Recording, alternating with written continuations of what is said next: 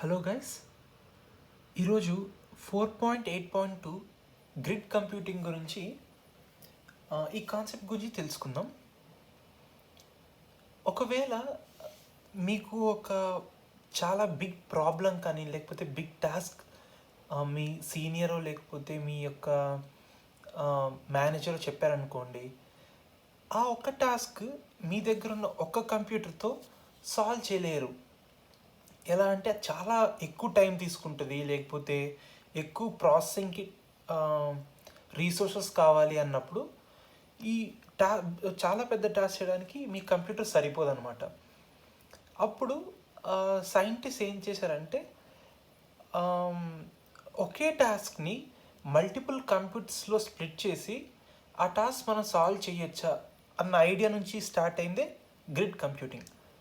ఇప్పుడు మనం ముందు అనుకున్నట్టు ఒక టాస్క్ని ఒక స్మాల్ కంప్యూటర్లో సాల్వ్ చేయలేనప్పుడు మన దగ్గర ఉన్న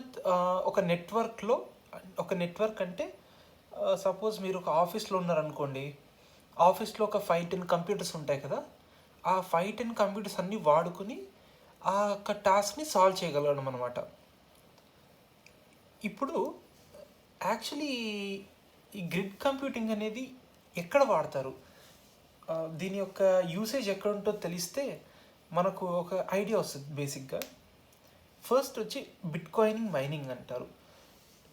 నాకు గెస్ కరెక్ట్ అయితే మీరు అట్లీస్ట్ ఈ వర్డ్ అయినా వినింటారు. బిట్కాయిన్ ఈ మధ్య చాలా ట్రెండ్ అవుతుందని, లేకపోతే ఈ మధ్య కాలంలో ఇది చాలా పాపులర్ అవుతుందని వినింటారు. ఈ బిట్కాయిన్ అనేది అదొక డిఫరెంట్ సైన్స్. దాని గురించి మొత్తం తెలియకుండా ఒక బిట్కాయిన్ ఆపరేషన్ చేయాలంటే మనకు చాలా కంప్యూటర్స్ అవసరం అవుతాయి.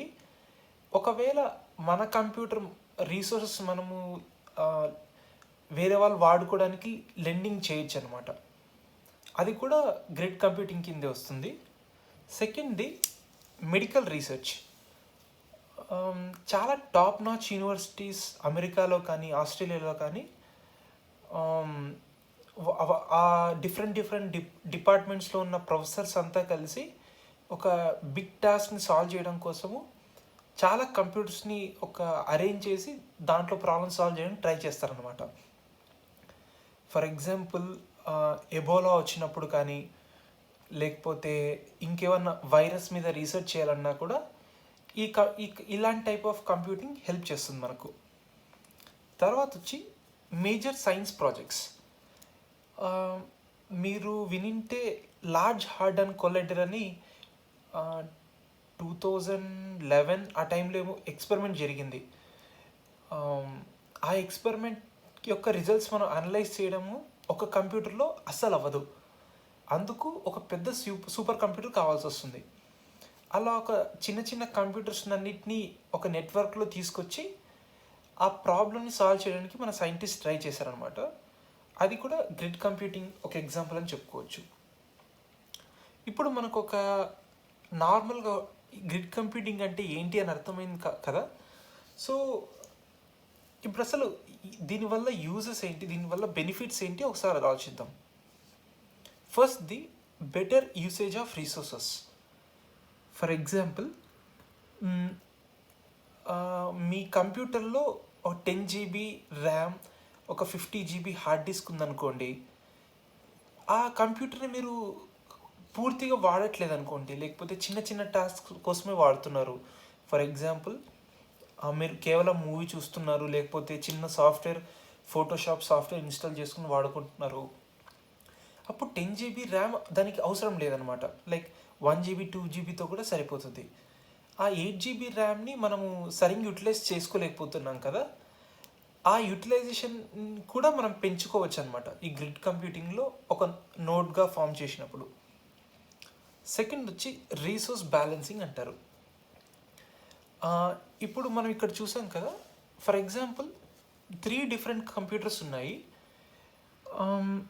దీంట్లో ఒక టాస్క్ 33%, 33%, 33% ఇలా డివైడ్ చేసి చేస్తున్నారు అనుకోండి.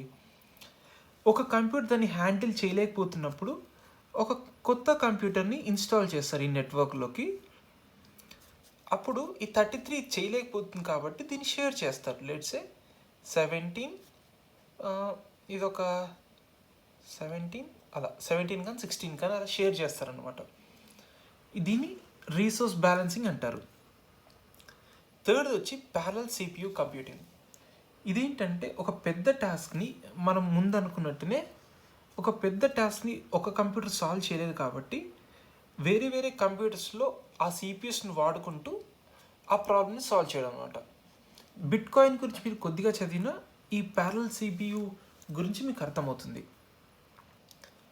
తర్వాత లాస్ట్లో ఈ గ్రిడ్ కంప్యూటింగ్ ఎన్ని టైప్స్ ఉన్నాయని ఆలోచిస్తే ఫస్ట్ది కంప్యూటేషన్ కోసం ఈ ఆర్కిటెక్చర్ వాడతామన్నమాట. అదే మనం ముందు అనుకున్నట్టు ఒక మేజర్ ప్రాబ్లమ్ సాల్వ్ చేయడం కోసము కంప్యూటర్స్ అన్నీ ఒక నెట్వర్క్గా ఫామ్ చేసి ఆ టాస్క్ని సొల్యూషన్ ఫైండ్ చేయడమే computation type. Second type storage. మనం ముందు అనుకున్నట్టు 2011లో జరిగిన లార్జ్ హార్డన్ కొలైడర్ ఎక్స్పెరిమెంట్లో జనరేట్ అయిన డేటా కొన్ని టెరాబైట్స్ కన్నా కాదు పెటాబైట్స్ ఉంటుంది అనమాట. అంత డేటాని ఒక కంప్యూటర్ స్టోర్ చేయడం హైలీ ఇంపాసిబుల్. అందుకు కొన్ని డిఫరెంట్ కంప్యూటర్స్ అన్నిటిని క్లస్టర్గా ఫామ్ చేసి ఆ క్లస్టర్లో డేటాను స్టోర్ చేశారు. తర్వాత కమ్యూనికేషన్స్ కోసము ఇప్పుడు ఒక టాస్క్ని అన్ని కంప్యూటర్స్కి ఇచ్చేసినప్పుడు తర్వాత ఏ కంప్యూటర్లో ఏ టాస్క్ రన్ అవుతుందో తెలుసుకోవడం కోసము కొన్ని కమ్యూనికేషన్ సెంటర్స్ కూడా అవసరం అవుతాయి. వాటిని గ్రిడ్ కంప్యూటింగ్లో కూడా ఒక టైప్ అని చెప్పుకోవచ్చు. ఫర్ ఎగ్జాంపుల్ ఇప్పుడు ఈ కంప్యూటర్ ఏ, ఇది బి, ఇది సి అనుకున్నాం అనుకోండి. దీన్ని నేను డి అంటాను. ఈ ఏ, బిసి కంప్యూటర్స్ మనం ఇచ్చిన టాస్క్ని ఆపరేట్ చేస్తున్నాయి. ఈ డి అనే కంప్యూటర్ సిలో ఏ ప్రోగ్రామ్ నడుస్తుంది, బి ఏ టాస్క్ చేస్తుంది, ఏ టాస్క్ చేస్తుంది, బి ఏ టాస్క్ చేస్తుందని చెక్ చేస్తూ ఉంటుంది అనమాట. ఆ రిజల్ట్స్ అన్నిటినీ యూజ్ చేసి డి ఒక ఆన్సర్ తీసుకొస్తుంది. అది ఇప్పుడు డి అనేది ఏబిసితో కమ్యూనికేట్ అవుతుంది కాబట్టి కమ్యూనికేషన్ రీసోర్స్ కూడా అనుకోవచ్చు. ఈ ఎగ్జాంపుల్లో ఒక కంప్యూటరే ఉంది, కానీ రియల్ వరల్డ్లో చాలా ఉంటాయి ఈ కమ్యూనికేషన్ ఆర్కిటెక్చర్లో. లాస్ట్ది లైసెన్సెస్. యాక్చువల్లీ మనం ఒక సాఫ్ట్వేర్ కానీ లేకపోతే ఒక అప్లికేషన్ వాడాలంటే మనకు ఒక లైసెన్స్ అనేది 100% కావాలి. ఒకవేళ మొత్తం గ్రిడ్లో 1000 కంప్యూటర్స్ లేకపోతే 2000 కంప్యూటర్స్ ఉన్నాయనుకోండి, 2000 లైసెన్సెస్ కొనాలంటే చాలా కష్టం కదా మనకు.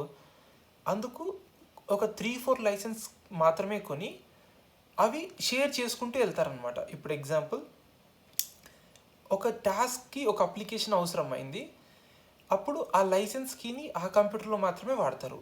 ఇప్పుడు ఆ టాస్క్ అయిపోయింది అనుకోండి, ఆ కంప్యూటర్లో ఆ లైసెన్స్ తీసేసి వేరే ఏ కంప్యూటర్లో నెక్స్ట్ అవసరమైనప్పుడు అక్కడ వాడుకోవచ్చు. మనము చాలా ఆలోచించాము. ఇప్పుడు డేటాని మన కంప్యూటర్లో కాకుండా వేరే కంప్యూటర్లో పెట్టాలి అనుకున్నాము. కంప్యూటింగ్ అంటే ఒక ప్రాబ్లమ్ సాల్వ్ చేయడానికి వేరే కంప్యూటర్ యొక్క హెల్ప్ కూడా తీసుకుంటున్నాము. ఫర్ ఎగ్జాంపుల్ దాని యొక్క ర్యామ్ కానీ దాని యొక్క కాన్ఫిగరేషన్ కానీ ఇప్పుడు మన డేటాని వేరే కంప్యూటర్లో పెడుతున్నప్పుడు కొద్దిగా సెక్యూరిటీ ఫెయిల్ అయ్యే అవకాశాలు కూడా ఉన్నాయి కదా. అలాంటప్పుడు ఏ మెజర్స్ తీసుకుంటే మనము ప్రొటెక్ట్ చేయొచ్చు మన డేటాని లేకపోతే మన కంప్యూటర్స్ని అనుకున్నప్పుడు, ఒకటి వచ్చి సింగిల్ సైన్ ఆన్ అంటారు. ఫర్ ఎగ్జాంపుల్ ఈ సింగిల్ సైన్ ఆన్ అనేది వర్డ్ కన్నా మీరు ఎగ్జాంపుల్ గూగుల్ తీసుకోండి. యూట్యూబ్ చూడాలన్నా మీరు గూగుల్ అకౌంట్ లాగిన్ అవ్వాలి, మెయిల్ పంపాలన్నా గూగుల్ అకౌంట్ లాగిన్ అవ్వాలి. గూగుల్కి సంబంధించి అంటే గూగుల్ ప్రోడక్ట్ సంబంధించి చేయాలన్నా మీరు గూగుల్ అకౌంట్లోకి లాగిన్ అవ్వాల్సి ఉంటుంది అనమాట. సో దాన్ని సింగిల్ సైన్ ఆన్ కూడా అంటారు మనము. అమెజాన్కి సంబంధించిన ప్రోడక్ట్స్ అన్నిటికీ లాగిన్ అవ్వడానికి అమెజాన్ సైన్ ఆన్ చేయాల్సి ఉంటుంది. For example Amazon Fire Stick వాడాలన్నా లేకపోతే అమెజాన్ షాపింగ్ చేయాలన్నా ఈ అన్నిటికీ కలిపి ఒకే ఒక యూజర్ నేమ్ పాస్వర్డ్ ఉంటుంది కదా, దాన్ని మనం సింగిల్ సైన్ ఆన్గా అనుకోవచ్చు. సెకండ్ది క్రెడెన్షియల్స్. ఈ క్రెడెన్షియల్స్ అంటే ఏంటంటే ఇది కొద్దిగా అడ్వాన్స్డ్ టాపిక్. ప్రైవేట్కి పబ్లిక్కి అని ఒక 2 డిఫరెంట్ కీస్ ఉంటాయి అన్నమాట. ఈ కీస్ వాడి ఎన్ష్యూర్ చేయడం అన్నమాట. ఇప్పుడు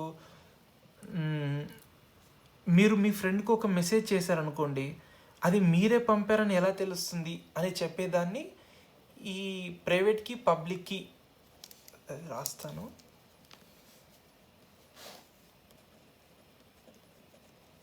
ప్రైవేట్కి